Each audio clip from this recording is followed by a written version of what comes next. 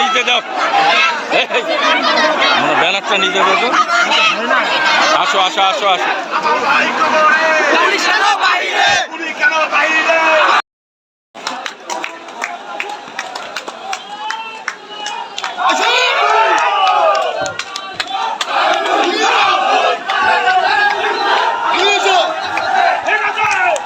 Fine. Fine, fine.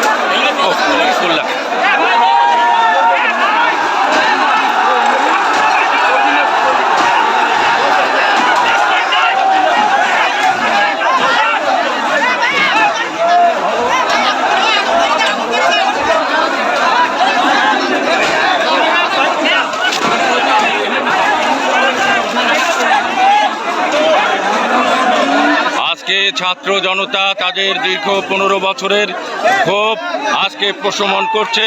আজকে আওয়ামী লীগের এই কার্যালয়ের সামনে দীর্ঘক্ষণ ধরে তারা যেভাবে ছাত্রলীগ এবং যুবলীগ পুলিশ সহ তারা ছাত্র জনতার উপর হামলা করেছে, এখন সেই ক্ষোভ প্রশমন করছে তারা। আজকে এখানে ছাত্রলীগ এবং যুবলীগ সহ কুড়িগ্রামের আওয়ামী লীগের সভাপতি জাফর আলী তিনি পার্টি অফিসের মধ্যে আটকা রয়েছেন। এই মুহূর্তে পুলিশ তাদেরকে বের করে নিয়ে আসার চেষ্টা করছে। আমরা দেখতে পাচ্ছি,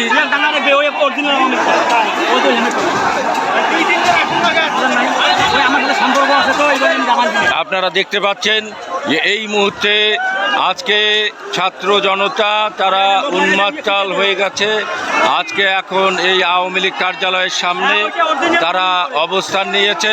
সাধারণ ছাত্রছাত্রীদের আপনারা মিছিল দেখতে পাচ্ছেন।